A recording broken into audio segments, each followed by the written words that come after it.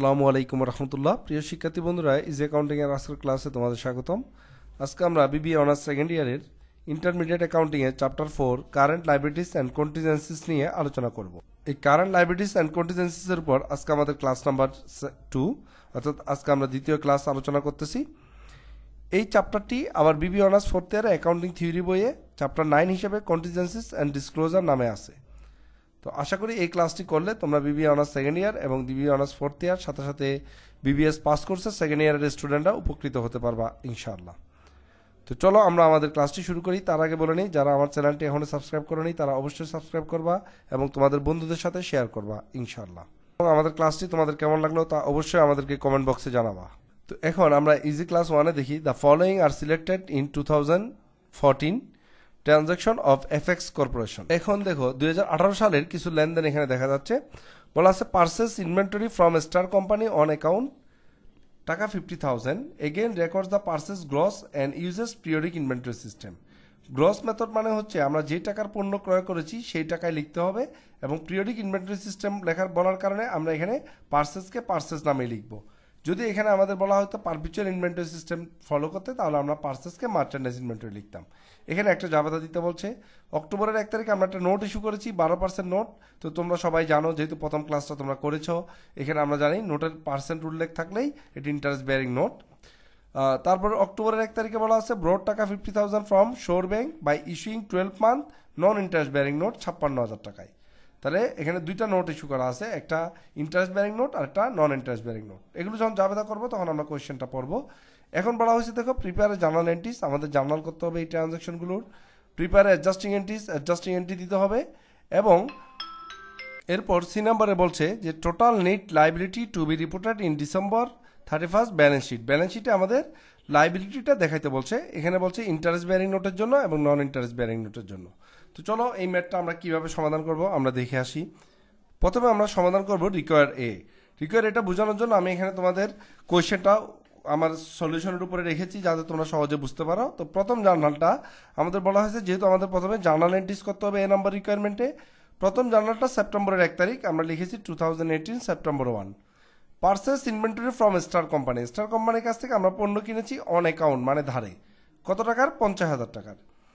Again records the purchase gross and uses A periodic inventory system. যেহেতু periodic inventory system বলছে তাই এখানে আমরা পারচেস লিখেছি। আর গ্রস মেথড এই জন্য আমাদের 50,000 টাকায় 50,000 টাকা।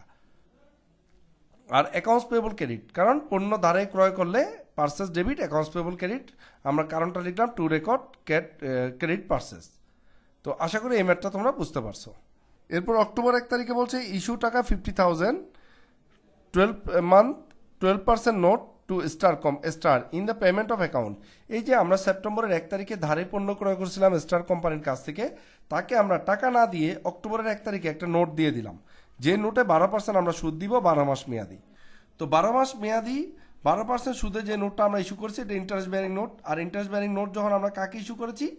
স্টার কোম্পানিকে। স্টার কোম্পানি ছিল আমাদের পাওনাদার, যেহেতু আমরা 1 তারিখে ওকে পাওনাদার হিসেবে ট্রিট করেছিলাম। তো যখন পাওনাদারকে কোনো নোট ইস্যু করা হয় তখন জাবেদা হবে অ্যাকাউন্টস পেয়েবল ডেবিট, কারণ পাওনাদার কমে যাবে, আর নোটস পেয়েবল সৃষ্টি হবে, এই জন্য নোটস পেয়েবল ক্রেডিট। আমরা লিখবো two record issuance of notes payable two accounts payable 50,000 টাকা 50,000 টাকায়। এরপর অক্টোবরের 1 তারিখে বলছে ব্রড টাকা 50,000 from a shore bank by issue signing a 12 month non interest bearing note 56,000। 56,000 টাকার একটা নোট ইস্যু করেছি আমরা 50,000 টাকা ধার করে। তার মানে দেখো আমাদের পে করতে হবে 56,000 টাকা, কিন্তু আমরা টাকা নিয়েছি কত? 50,000। তো যেহেতু নন ইন্টারেস্ট বেয়ারিং নোট বলে দিছে, তাহলে তোমরা জানো নন ইন্টারেস্ট বেয়ারিং এর জাবেদা কি? ক্যাশ ডেবিট 50,000 টাকা, কারণ আমরা 50,000 টাকা পেয়েছি নোট ইস্যু করে। আর ডিসকাউন্ট অন নোটস পেয়েবল হচ্ছে 6,000 টাকা, আর নোটস পেয়েবল হচ্ছে 56,000 টাকা। তো cash debit, discount on notes payable debit, আর নোটস পেয়েবল ক্রেডিট 56,000 টাকা। তো আমাদের 3টা ট্রানজাকশনের লেনদেন এখানেই শেষ হয়ে গেল। তো আশা করি তোমরা বুঝতে পারছো। এবার আমরা চলে যাব পরবর্তী ট্রানজাকশনে। তো এবার আমরা অ্যাডজাস্টিং এন্ট্রি দিব। অ্যাডজাস্টিং এন্ট্রির মধ্যে দেখো কিসের অ্যাডজাস্টিং হবে? দুইটা অ্যাডজাস্টিং এন্ট্রি হবে। একটা হচ্ছে ইন্টারেস্ট বেয়ারিং নোট যে আমরা ইস্যু করেছি সেই নোটের ইন্টারেস্টের অ্যাডজাস্টিং হবে, আর নন ইন্টারেস্ট বেয়ারিং নোটের ইন্টারেস্টের অ্যাডজাস্টিং হবে।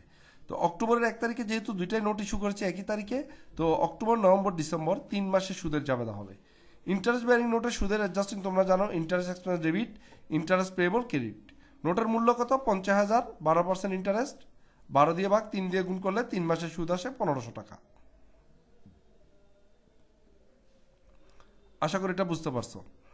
এবার নন ইন্টারেস্ট বেয়ারিং এর সুদটা কিভাবে নির্ণয় করবো আমরা? যারা প্রথম ক্লাসটা দেখছো তারা জানো নন ইন্টারেস্ট বেয়ারিং এর ইন্টারেস্টের জাবেদাটা হচ্ছে interest expense debit discount on notes payable credit. তখন আমাদের যে ডিসকাউন্ট ছিল নন ইন্টারেস্ট বেয়ারিং নোটে, যে 56,000 টাকা নোট ইস্যু করেছিলাম আমরা 50,000 টাকা ধার করার জন্য, তো আমাদের ডিসকাউন্ট ছিল কত? 6,000 টাকা। এই 6,000কে আমরা ভাগ দিতে হবে নোটের মেয়াদ দিয়ে। এখানে নোটের মেয়াদ কত? 12 মাস, তাই আমরা 12 দিয়ে ভাগ দিলাম। যেহেতু অক্টোবর নভেম্বর ডিসেম্বর 3 মাস অতিবাহিত হয়ে গেছে, তাই আমরা এখানে 3 দিয়ে গুণ দিব। 3 দিয়ে গুণ দিলে কত আসে? 1500 টাকা। তার মানে ইন্টারেস্ট বেয়ারিং নোট এবং নন ইন্টারেস্ট বেয়ারিং নোটের ইন্টারেস্ট আসছে 1500 টাকা করে। এবার আমরা দেখব C number requirement, compute the total net liability to be reported in December 31 balance sheet.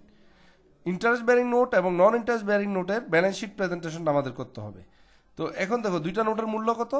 Interest bearing নোটের মূল্য হচ্ছে 50,000 টাকা, নন ইন্টারেস্ট বেয়ারিং নোটের মূল্য হচ্ছে 56,000 টাকা। এগুলো আমরা এখন ব্যালেন্স শিটে দেখাবো। কিভাবে ব্যালেন্স শিটে দেখাবো তোমরা একটু দেখো। এই যে আমরা ব্যালেন্স শিট দিলাম, ব্যালেন্স শিট দিয়ে এখানে লিখবো নোটস পেয়েবল, যেটা ইন্টারেস্ট বেয়ারিং নোট 50,000 টাকা। এখানে সুদ জমছে কত? সুদ জমছে হচ্ছে 1500 টাকা। তাহলে 1500 টাকা আমরা এখানে বসাই দিলাম, যোগ করলে 51,500 টাকা। আর নন ইন্টারেস্ট বেয়ারিং নোটের মূল্য হচ্ছে কত? 56,000 টাকা। এখানে ডিসকাউন্ট ছিল কত? 6,000 টাকা। 6,000 টাকার মধ্যে এই 1500 টাকা ডিসকাউন্ট কিন্তু অবলোপন হয়ে গেছে, অ্যামোর্টাইজেশন হয়ে গেছে। তো এই 1500 টাকা বাদ দিলে আর ডিসকাউন্ট থাকে কত? 4,500 টাকা। 56,000 থেকে 4,500 টাকা যদি বাদ দেয় তাহলে থাকে 51,500 টাকা। এ হচ্ছে ইন্টারেস্ট বেয়ারিং নোট এবং নন ইন্টারেস্ট বেয়ারিং নোটের ব্যালেন্স শিট প্রেজেন্টেশন। আশা করি বুঝতে পারছো। এবার আমরা ইজি ক্লাস 2তে আরেকটি ম্যাথ দেখি। এখানে বলা আছে সাহারা কোম্পানি ব্রড টাকা 50,000 November 1, 2016 by signing A 50,000 9% 3 month note. এই যে 9% সুদের একটা 50,000 টাকার নোটে সাইন করছে। তো যেহেতু এখানে 9% বলে দিছে, তার মানে ইন্টারেস্ট বেয়ারিং নোট। আমাদের বলছে preference শাহানার November 1, 2006 entry and December 31st 2016 annual adjusting entry and February 1, 2017। তার মানে এটা 2016 হবে, এটা ভুলে আসছে এখানে 6। এই তিনটা এন্ট্রি দিতে বলছে। তো আমরা প্রথমে নোট ইস্যুর জাবেদা দিব, ক্যাশ টু নোটস পেয়েবল 50,000 টাকা। আর নভেম্বর 1 তারিখে যেহেতু নোট ইস্যু করেছি, আমরা ডিসেম্বর 31 তারিখে অ্যাডজাস্টিং করতেছি। তো 2 মাসের সুদের জাবেদা হবে interest expense to interest payable.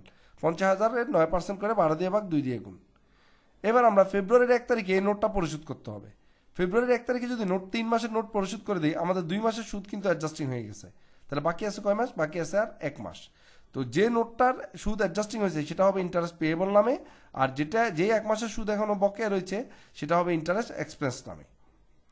Total মিলিয়ে 2 মাসের সুদ সহ আমরা 50,000 টাকা নোট পরিশোধ করে দিব, টোটাল 51,125 টাকা। তার মানে জাবেদা হবে notes payable debit, interest payable debit, interest expense debit, cash credit. তো আশা করি তোমরা এটা বুঝতে পারছো। ধন্যবাদ সবাইকে আমাদের সাথে থাকার জন্য।